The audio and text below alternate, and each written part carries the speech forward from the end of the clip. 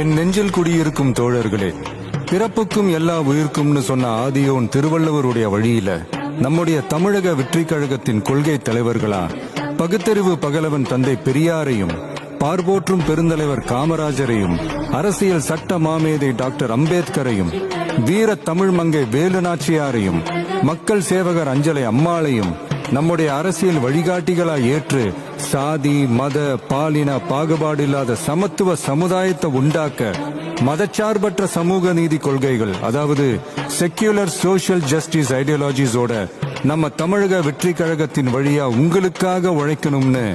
நான் வரேன்.